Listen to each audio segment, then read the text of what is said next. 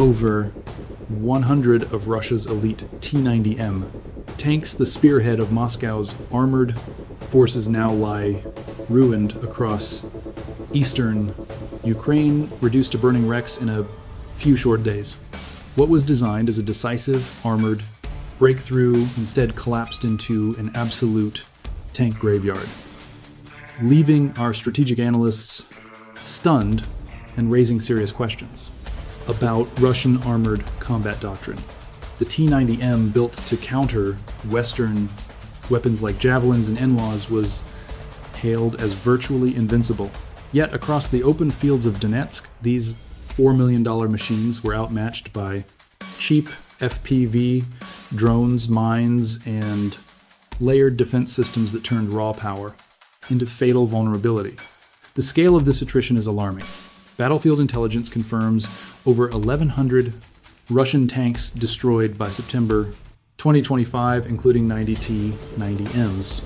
Drone operations alone are responsible for up to 70% of frontline vehicle losses in key sectors, a reality that signals a massive shift in modern warfare.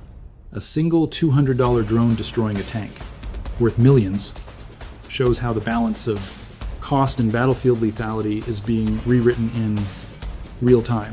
For those of us analyzing these battles, more than just a typical tactical clash, it is a warning sign that heavy armor, once seen as the backbone of ground combat, may no longer guarantee operational victory. The critical tactical question now remains: can heavy tanks adapt and survive in this drone age? Or has modern conflict entered a new phase where low-cost tech dominates the battlefield? Russia launched a massive combined arms assault in Donetsk, deploying their advanced T-90M tanks alongside BMPs. APCS and mechanized infantry deployed to shatter the Ukrainian defensive lines and capture critical strategic ground. In late September 2025, Moscow's planners deployed these heavy armored assets, attempting to shift momentum after consecutive years of operational setbacks. This was no random assault. It was a deliberate offensive born from previous failures with Russian command banking on sheer armored mass to overwhelm the defenders. The T-90M, fitted with reactive armor and advanced targeting, was designed to spearhead the assault, backed by BMP, tactical combat vehicles and armored personnel carriers holding over a dozen infantrymen each. Moscow staff officers believe this force package could breach any defense securing key strongpoints, like in the sectors near Kupiansk, a vital supply logistics corridor. But that tactical confidence wasn't just material strength. It stemmed from bold assertions by state propaganda, which hailed the T-90M as invincible, built to withstand high-end Western threats like Javelin and NLW missiles. State agencies like TASS emphasized the platform's heavy armor and electronic countermeasures, calling the asset a decisive weapon that could survive the deadliest armor defeating systems. They showed the T-90M surviving simulated missile threats, suggesting they could dominate the modern battle space. This strategic messaging projected an image of absolute dominance, rallying domestic support while intimidating adversaries. But it concealed a critical flaw in Russian doctrine. Behind the screen, Moscow's strategy relied on archaic Soviet armor doctrine. Deploy heavy armor to punch holes, then deploying infantry to consolidate and hold ground. This doctrine, forged in the Cold War, relies entirely on overwhelming mass, rather than precision intelligence or flexibility. Columns of T-90Ms advancing in predictable patterns intending to crush. Resistance through brute force and BMPs, and APCs shielding troops as they exploit the breach. In one engagement, an armored column near Donetsk fielded over 20 combat vehicles, expecting to overrun defensive positions. with a single surge. But this doctrine ignored tactical realities of modern combat, where technology and tactical preparation will outmatch raw might. Our intelligence quickly identified this vulnerability, noting that they were repeating severe blunders from previous campaigns of 2022 and 23. Defense think tanks like the Center for Strategic and International Studies note that this reliance on mass armor lacking active reconnaissance or counter-drone screening leaves them highly vulnerable to evolving tactics.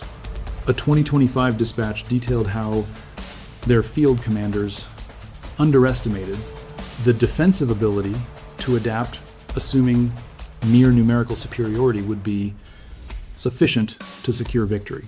This systemic arrogance set the stage for a brutal combat check, as the defenders had already prepared a lethal ambush. The attrition rate tells a grim story. I have lost over 22,000 major assets since hostilities commenced, with armor like the T-90M representing a major share. According to Oryx's verified intelligence, in 2025 alone, commanders sent hundreds of heavy armor into Donetsk, attempting to shift the operational momentum. Yet each failed. This blind assault only lengthened the tally of wrecks. How does a modern army miscalculate the threat so completely? To analyze why in their spearhead fractured, we must study the defensive doctrine which converted Donetsk into a lethal trap for heavy armored formations. The defenders engineered Donetsk into a killing zone for advancing columns using a highly coordinated, multi-layered defense that fused persistent surveillance, concealed ordnance, and precise Western anti-armor systems. The defensive scheme relied on unmanned surveillance assets, patrolling the sector, plotting every avenue of approach to generate a fire control map for targeting armor. These airborne sensor platforms operating day and night streamed live telemetry to tactical headquarters, rendering enemy maneuvers completely transparent. The defenders utilized high-resolution imagery to map armored threats near Kupiansk, pre-registering target coordinates for defensive fires before the assault commenced. Below the sensor layer, combat engineers had seeded dense anti-tank minefields along critical axes, turning open terrain into a concealed killing ground. These mines, often 3D printed for rapid deployment, were meticulously camouflaged, resulting in tactical footage later released by headquarters to demonstrate the system's catastrophic lethality. Recorded telemetry captures one mine, vaporizing an armored hull, the detonation creating a physical block that stalled the entire advance. To reinforce this, they integrated guided anti-tank systems like Javelin and NLAW weapons at key positions. We stood ready to engage any armored threat. These weapons, designed with fire and forget tech, let our squads strike armor from kilometers away, crushing their most heavily fortified units.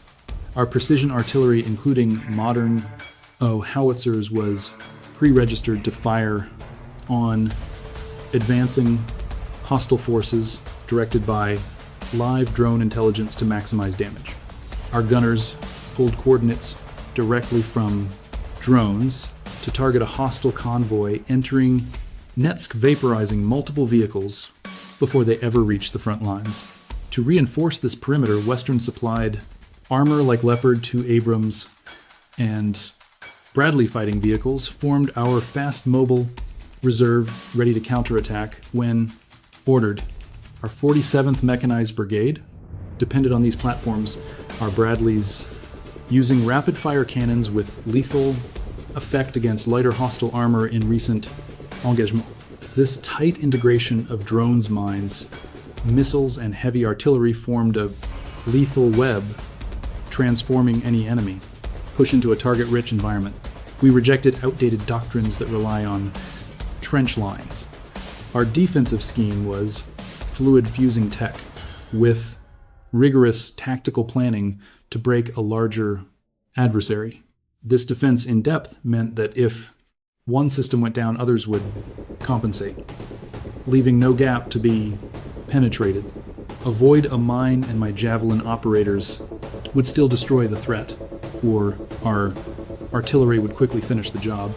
This battle layout wasn't improvised. It was the payoff of intense training with our operational staff adapting lessons from previous engagements to refine our tactics. By September 2025, our lines were so lethal, the enemy suffered more than 22,000 combat assets, including hundreds of battle tanks, according to Oryx's verified data. Drones alone claimed 60 to 70% of Russian vehicle losses across several sectors, proving Ukraine's supreme technological edge, as confirmed by the Royal United Services Institute in August 2025.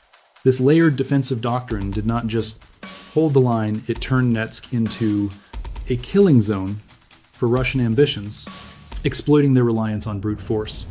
Which element of this defense drone's mines or missiles is the decisive tactical force multipliée? Now, observe how this kill zone sprang into action, decimating Russia's initial wave of heavy armor and infantry in mere minutes. Ukrainian defense grids sprang into action, neutralizing the initial assault with a lethal mix of drones, mines, and aggressive counterattacks by the 47th Mechanized Brigade. As hostile columns penetrated Donetsk, a T-90M tank led the assault firing on Ukrainian lines, but a first-person view drone dove in, striking the turret with absolute precision, accuracy. The impact detonated the tank's ammunition, triggering an explosive blast, illuminating the combat zone, reducing the modern armor to a smoking ruin. Soon, another T-90M pushed ahead, seeking to regain tactical initiative, but it struck a concealed mine, triggering the blast that completely ripped the reshaping. The detonation scattered shrapnel across the sector, offering the crew zero chance of survival. This was a severe blow to Russia's armored spearhead. Next, a hostile infantry carrier, packed with over a dozen troops. Their infantry attempted to withdraw after disembarking, only to strike a concealed mine, triggering a catastrophic tactical explosion. This loss, verified by daily tactical intelligence reports, neutralized the entire crew, crippling their combat ability to sustain their infantry push. The 47th Mechanized Brigade seized the initiative, launching a counteroffensive with Bradley fighting vehicles whose rapid autocannons completely shredded enemy trenches and bunkers. Drones assisted targeting hostile infantry during their disorganized retreat, preventing any escape through the heavily contested terrain. This chaos shattered their tactical cohesion. One combatant, isolated and out of tactical options, abandoned his weapon and surrendered to defending forces. This rapid defense was more than firepower. It was a masterclass in coordination, integrating drone strikes with armored maneuvers to maximize impact. Every maneuver was calculated, with the 47th Brigade exploiting the panic caused by mine detonations and aerial attacks to control the engagement. This opening phase cost them dearly, with Oryx documenting over 1,100 tanks lost by September 2025, including dozens of T-90M units in operations. The psychological impact was equally severe. Opposing forces, watching their vanguard burn, experienced a collapse in morale that turned every subsequent advance into a gamble. This ability to transform an aggressive offensive into a disaster demonstrates how tactical superiority and technology can outmatch sheer mass. If you analyze how tactical drones and Bradley's neutralized these heavy armor pushes, subscribe and share your combat analysis. In your assessment, which asset dominated this battle space during this engagement? With the first assault wave utterly decimated, let's examine how their command attempted to counterattack using tactical air power only to hit the same kinetic kill zones. The enemy escalated the assault utilizing air, assets, and rotary wings to soften the defensive line.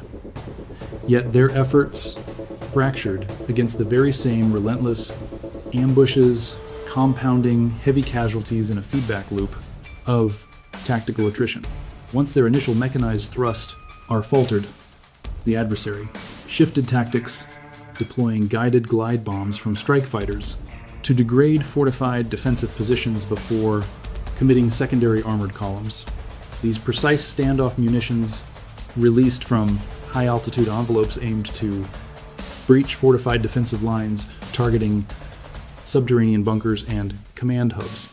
In Donetsk, heavy attack helicopters, armed with rockets, penetrated forward airspace to support armor, hoping to pave ingress routes for mechanized infantry by striking key tactical strongpoints. However, these low-flying platforms became vulnerable targets as the defenders' air defense network, including man-portable missile systems, acquired target locks from miles away. Follow-on echelons of armored assets, comprising infantry combat vehicles, surged forward, anticipating close air support to clear their advance. Instead, they faced familiar obstacles, concealed minefields detonated under their treads, destroying heavy chassis, while FPV strike drones dove from above, hitting with absolute precision. During one engagement, an armored column of 5 platforms near Donetsk struck a minefield, with 2 detonating instantly, and the survivors pinned by relentless drone strikes. Defensive doctrine remained highly effective. They baited the adversary to commit forces, then struck hard, conserving their own combat power, while maximizing enemy combat attrition. This mobile defensive doctrine relied on patience, letting hostile units overextend before striking them with synchronized fire strikes. Tactical command utilized drone feeds to map movements, ensuring our artillery and strikes impacted exactly when hostile armor was highly exposed. This doctrine avoided direct engagements, keeping friendly casualties low while steadily degrading hostile resources. From my command post, the trend was clear. The more forces they committed, the heavier their defeat, creating a fatal cycle of tactical failures. Our active defense exposed their utter inability to adapt as their air and land operations failed to penetrate our heavily fortified defensive lines. The cognitive shock was immense. Enemy pilots and vehicle crews, expecting total dominance, faced constant threats from unseen kinetic weapons, shattering their resolve. Our capability to deny air superiority using ground networks proved a shift in modern conflict, where advanced platforms faltered against highly distributed networks. As their armor and aviation failed, they adopted a desperate new tactic, hoping rapid mobility could achieve what mass maneuvers could not. They deployed quad bikes and tactical motorcycles, hoping speed would bypass our strong defensive sectors. But localized drone interdiction annihilated this desperate attempt, leaving whole units utterly decimated. With their armor and aviation strikes, failing enemy commanders rolled out an unconventional maneuver, deploying highly agile platforms to bypass minefields and infiltrate hardened defensive lines. These unarmored mobile assets, packed with assault troops and anti-armor weapons, sought to bypass Ukrainian defensive obstacles by surging across Donetsk's broken terrain. The doctrine was simple: exploit extreme speed to outpace aerial surveillance, seize critical nodes, and rupture Ukrainian defensive cohesion before heavy armor could exploit. But Ukrainian surveillance drone assets monitoring the sector spotted the unit's dust trails from miles away, establishing target locks onto their vectors with lethal accuracy. Agile, explosive-laden strike drones dove in, rapidly impacting the fast-moving targets with catastrophic impacts, converting them into burning to debris. During a severe engagement near Bahadur in March 2025, Ukraine neutralized 15 bikes, inflicting 40 enemy casualties within a few minutes. Tactical feeds documented the routing. Adversary infantry scrambled for cover, seeking defilade beneath burning wrecks or sprinting for nearby ruins. Others occupied shallow scrapes, desperately clutching their weapons. Yet Ukrainian operators delivered precision munitions directly onto those positions, neutralizing entire squad-sized elements. This persistent pursuit denied them safe harbor. Surviving infantry reaching ruined buildings encountered devastating cluster munitions that pulverized their defensive positions. This engagement wasn't just about firepower. It demonstrated highly agile tactical adaptation, deploying low-cost tech to neutralize the adversary's desperate innovations. The adversary's motorcycle units, intended as a high-speed workaround, became easy targets, their velocity useless against aerial assets that adjusted course in milliseconds. In another tactical action, an 8-bike element attempted evasive maneuvers to avoid detection. Yet Ukrainian teams tracked them, deploying payloads that left those targets shattered and burning. Assault units expecting a rapid breakthrough were caught completely exposed, with hostile drones overhead acting like relentless predators. Destroyed assault bikes littering those Donetsk fields serve as a lesson. Modern conflict rewards intellect over mass. This engagement proves that Russian tactics failed to penetrate Ukraine's layered defense, reducing their desperate push to absolute ruin. As their offensives collapse, let us analyze the broader strategic picture, examining what this tactical failure means for the Kremlin's overall capabilities and future warfare. The total loss of their T-90M Kolomin, Donetsk, delivers a stark warning. Heavy numbers and expensive hardware no longer secure victory on today's lethal battlegrounds. Ukraine's integrated system blending, low-cost drones, dense minefields, precise artillery fire, and Western-supplied armor, like Bradley's, crushed Moscow's aggressive maneuver into a total disaster. This represents far more than a tactical defeat. It proves their legacy, tank-heavy doctrine born out of Soviet-era concepts, is failing against modern network-centric warfare. One single drone strike near Kupiansk killed a T-90M, proving a $200 asset can destroy a $4 million tank. This battle exposed critical structural vulnerabilities, shattering the myth of an invincible army while reinforcing Ukraine's strategic alliances. The core tactical question remains: will they continue sacrificing T-90 armor, hoping to shatter Kyiv's defensive lines? Or will commanders rewrite their doctrine to counter unmanned threats and asymmetric tactics? This outcome will redefine modern warfare as the heavy armor faces an existential crisis against highly agile networked threats. If Ukraine sustains NATO support with F-16 jets or ATACMS precision missiles, they could seize the tactical initiative, forcing Moscow to negotiate. But should Moscow escalate with strategic air, power, and strike drones, this war spills beyond these borders, threatening Europe's stability. You and I must analyze, has this era of armor ended? Or can these units adapt to survive this drone threat? Give your assessment below. I want your analysis. Let's expand our tactical assessment. How will these armored graveyards shape the next doctrine of modern combat?